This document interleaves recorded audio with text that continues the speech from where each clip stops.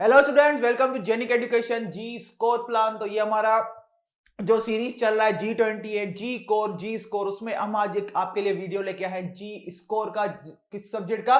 Control systems का। किसका? Control system का। तो जैसे कि आपको पता होगा, कंट्रोल सिस्टम के एपिसोड 1 में हमने क्या डिस्कस किया था? एपिसोड 1 में हमने डिस्कस किया था कि आपको कौन कौन सा सिलेबस, कौन कौन से टॉपिक्स आपको कवर करने हैं for those students who are preparing for GATE exam and they have only 2 months. Okay, तो देखो वो सिलेबस पार्ट था। अभी यहां पे आज से जो सीरीज चालू होगा आपका जी स्कोर का कंट्रोल सिस्टम, इसमें आज से हम एक डेली क्वेश्चन डिस्कशन करेंगे। ओके, क्वेश्चन डिस्कस करेंगे। तो पहला जो क्वेश्चन है आज बेसिकली बेसिक से लिया गया है, जो बेसिक्स ऑफ कंट्रोल सिस्टम है उस चैप्टर में से मैंने लिया है पहला क्वेश्चन। और बहुत ही इंटरेस्टिंग क्वेश्चन लिया है। क्यों? क्योंकि इसमें आपके दोनों कॉन्सेप्ट रिकॉल हो जाएंगे। एक तो डिफरेंशियल इक्वेशन में से ट्रांसफर फंक्शन कैसे फाइंड करना है, दूसरा डीसी गेन क्या होता है सिस्टम का। तो देखो, लेकिन इसमें क्या है, एक जैसे कि आपको पता है हमारा एक प्रोसेस फॉलो हो रहा है, एक हमारी गेम फॉलो हो रही है। जैसे कि आपको पता है क्या क्या कि जैसे में यहाँ पे मेरा वीडियो लेक्चर आएगा किसी भी पर्टिकुलर क्वेश्चन का, जिसका मैं सॉल्यूशन बताऊंगा ऐप में, जेनिक लाइव ऐप में ये क्वेश्चन एक दिन पहले ही अपलोड हो जाता है सुबह को 11 बजे। आप वहां पे जाके इस क्वेश्चन को अटेम्प्ट कर सकते हैं, अपना आंसर दे सकते हैं। तो आप बोलेंगे इसका फायदा क्या होगा? फायदा ये होगा, अगर आप सही से आंसर देते हैं तो हमारे पास डेटा रहता है कि कितने स्टूडेंट्स ने कितने आंसर सही दिए, कितना उनका ओवरऑल रैंक है। Okay, day 1 day 2 day 3 overall उनका रैंक क्या है। फिर उस बेसिस पे आप जो हमारा 24 दिसंबर को कोर्स लॉन्च होने वाला है उसमें बेनिफिट्स अवेल कर सकते हो। जो स्टूडेंट्स ऐसा नहीं करेंगे वो बहुत कुछ खो सकते हैं, ऐसा मैं कहना चाहूंगा, ऐसा मैं आपको बताना चाहूंगा। तो चलिए इस क्वेश्चन को हम डिस्कस करते हैं। बहुत ही इंटरेस्टिंग क्वेश्चन है। सबसे पहले इस क्वेश्चन को पढ़ते हैं। ये जी स्कोर कंट्रोल सिस्टम जी स्कोर 01, ये क्या है? ये हमारा कोड वर्ड है क्वेश्चन का। जी स्कोर 01 मतलब कंट्रोल सिस्टम का अंडर जी स्कोर ये पहला क्वेश्चन है। तो देखो क्वेश्चन क्या बोला है। Differential equation governing in control system is given as d square y by d t square plus a d y by d t plus b y is equal to 33u, where u is the input, and y is the response of the system. Y is the response of the system means y is the output. Okay, y is the output of the system. If the DC gain of the system is 0.33 means 1 by 3 and poles are located at -3 plus minus j 9.539, then which of the following is correct? हमें यहाँ पे दो unknowns दिख रहे हैं, a और b, इसका value पूछा गया है। तो देखो सिंपली स्ट्रेटजी क्या रहेगा, स्ट्रेटजी ये रहेगा, क्योंकि ये सेकंड ऑर्डर डिफरेंशियल इक्वेशन है, इसका मतलब इसमें जो कैरेक्टरिस्टिक इक्वेशन बनेगा, इसमें जो नंबर ऑफ पोल्स होंगे, नंबर ऑफ पोल्स हमेशा क्या होता है? Order of differential equation. क्योंकि ये सेकंड ऑर्डर डिफरेंशियल इक्वेशन है, इसका मतलब इस सिस्टम में कितने पोल्स होंगे? 2 पोल्स होंगे और उनकी लोकेशन दी गई है। तो हमारी स्ट्रेटजी ये रहेगी, सबसे पहले हम ट्रांसफर फंक्शन निकालेंगे। ट्रांसफर फंक्शन में से हम क्या करेंगे? डीसी गेन निकालेंगे। डीसी गेन को 0.33 या 1/3 के इक्वल कर देंगे तो हमें ए या बी दोनों में से कोई एक मिल जाएगा। दूसरा हमारे पास कंडीशन ये रहेगा, हमारे पास पोल्स का लोकेशन दिया गया है, तो हम क्या करेंगे? कैरेक्टरिस्टिक इक्वेशन या डिनोमिनेटर पॉलिनोमियल बनाएंगे इस पोल्स के लोकेशन से, और वो जो ट्रांसफर फंक्शन आया उसके डिनोमिनेटर पॉलिनोमियल से उसको कंपेयर करेंगे तो हमें बी मिल जाएगा, ए मिल जाएगा, बी मिल जाएगा, मुझे याद नहीं है, दोनों में से एक मिल जाएगा।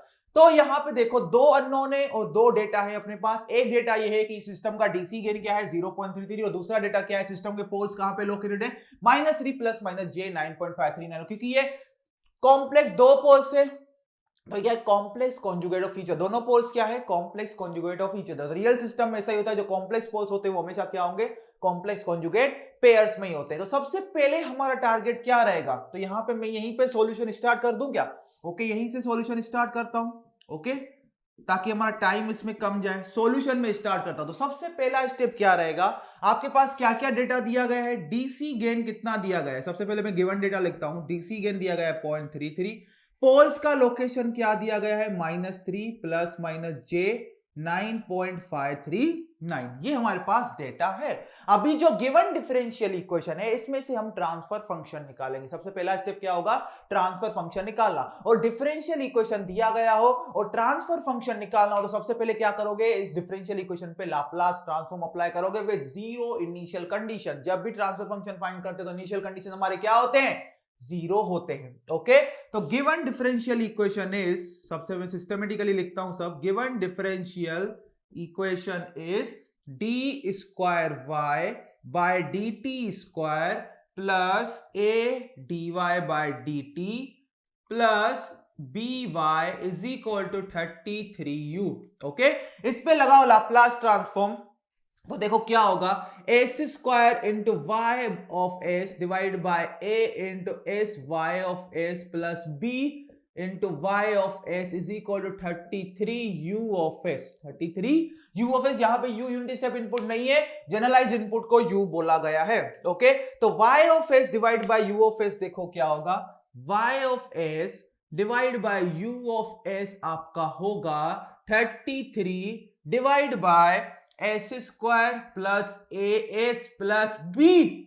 Okay, y of S divide by u of S क्या होगा, 33 divide by S square plus A S plus B. तो हमारे पास ट्रांसफर फंक्शन आ गया, हमारे पास ये दो डेटा दिए गए हैं, इनका यूज करके हम a और b निकाल सकते हैं। तो पहला डेटा क्या है, डीसी गेन। तो डीसी गेन सिंपली क्या होता है, लेट अस से ये मेरा है ट्रांसफर फंक्शन। ओके, ये है मेरा ट्रांसफर फंक्शन। तो डीसी गेन सिंपली क्या होता है, डीसी गेन आपका होता है value of transfer function at S is equal to 0। Value of transfer function at S is equal to 0। और दूसरी बात ये याद रखना, डीसी गेन हमेशा स्टेबल सिस्टम्स के लिए ही डिफाइन होता है। अगर सिस्टम अनस्टेबल है तो उसके लिए डीसी गेन डिफाइन नहीं होगा। Okay, DC gain unstable systems के लिए हम डीसी गेन का कॉन्सेप्ट डिफाइन नहीं करते। डीसी गेन जो टर्म है वो किसके लिए डिफाइन होता है, सिर्फ स्टेबल सिस्टम्स के लिए। ओके, तो ट्रांसफर फंक्शन हमारे पास दिया गया है, तो डीसी गेन मुझे दिया गया है क्वेश्चन में 0.33। ओके, और transfer function at S is equal to 0, ये मेरे पास ट्रांसफर फंक्शन है, इसमें एस इज इक्वल टू 0 रखो, देखो क्या आएगा 33 बाय बी। तो बी कितना आया अपने पास 100, तो एक हमें अननोन मिल गया b which is 100, b which is 100। Okay, यहाँ पे दो ऑप्शन है जहां पे b 100 है, तो हमें यहाँ पे a b निकालना ही पड़ेगा। a b कैसे निकालेंगे वो देखो, हमारे पास पोल्स के लोकेशन है, इन पोल्स के लोकेशन में से हम क्या बनाएंगे, ये जो कैरेक्टरिस्टिक इक्वेशन नीचे दिख रहा है, डिनोमिनेटर पॉलिनोमियल दिख रहा है, इसको हम बनाएंगे, फिर इसको इसके साथ कंपेयर करेंगे तो हमें पोल्स का हमें a मिल जाएगा। तो देखो a कोई भी एक पोल ले लो, जैसे कि यहाँ पे ये एक्चुअली मैंने एस लिखा है लेकिन ये दो पोल्स हैं। ओके, तो यहाँ पे एक पोल ले लो, कैसे लिख सकते हैं, S is equal to -3 plus J 9.539। अभी इसमें से अगर ये एक कैरेक्टरिस्टिक पॉलिनोमियल बनाओ तो सिंपली देखो ऐसे करेंगे हम, 3 को यहां लेके आएंगे और दोनों साइड स्क्वायर कर देंगे। ओके, दोनों साइड स्क्वायर कर दो तो तुम्हारा बन जाएगा कैरेक्टरिस्टिक इक्वेशन। ओके, इसको सोल्व करो, S square plus 9s S square plus 6s plus 6x plus 9 और इसका देखो 9.539 का क्या आ रहा है, इसका क्या सीन है, 9.539 स्क्वायर, ये है अपना 91, ये अपना क्या आ रहा है 91, यहां आएगा जे स्क्वायर मींस -91, इधर लेके आएंगे तो कितना हो जाएगा +91 बराबर 0, और इसको कम क्या होगा, S square plus 6x plus 100 is equal to 0। इस इक्वेशन के साथ कंपेयर करो तो क्या होगा, S square plus S plus B, तो बी तो बिल्कुल सही है 100, देखो बी यहां से ही आ गया 100। तो इसका मतलब क्या है, अगर इस क्वेश्चन में मैं ये डेटा नहीं देता कि DC gain is equal to 0.33 तो भी ये क्वेश्चन सॉल्व हो जाता सिर्फ कैरेक्टरिस्टिक इक्वेशन की हेल्प से। हम कैरेक्टरिस्टिक इक्वेशन निकालते और इसको इसके साथ हम डायरेक्ट कंपेयर कर सकते थे। तो इसको अगर इसके साथ कंपेयर करोगे तो मुझे बताओ ए कितना आएगा आपका, ए आएगा 6, ए कितना आएगा 6। तो ये बहुत ही अच्छा क्वेश्चन था। तो हमारा इस गिवन डेटा के लिए ए आया 6 और बी कितना आया 100, तो इसका मतलब ऑप्शन क्या है, C option is correct, C option is correct. तो सिंपल ये क्वेश्चन था, इसमें हमने दोनों चीजें सीखी कि अगर डिफरेंशियल इक्वेशन दिया गया हो तो लाप्लास ट्रांसफॉर्म अप्लाई करके with zero initial conditions transfer function कैसे फाइंड करते हैं। फिर दूसरा कॉन्सेप्ट हमने सीखा कि डीसी गेन क्या होता है, डीसी गेन सिंपली क्या होता है, ट्रांसफर फंक्शन की value at S is equal to 0, और डीसी गेन हमेशा स्टेबल सिस्टम के लिए डिफाइंड होगा, अनस्टेबल सिस्टम के लिए डीसी गेन डिफाइन नहीं होगा।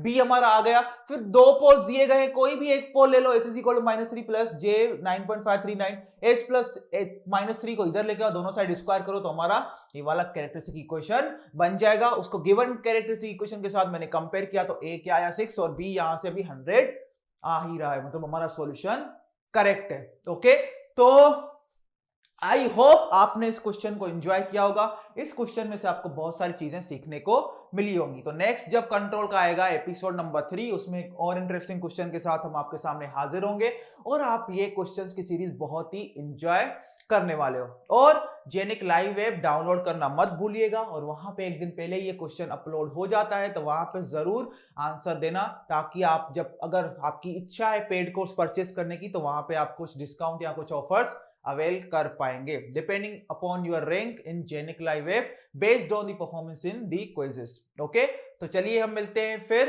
एपिसोड नंबर 3 में कंट्रोल सिस्टम के अंडर जी स्कोर कैटेगरी क्वेश्चन नंबर 2 के साथ। तब तक के लिए सबको थैंक यू।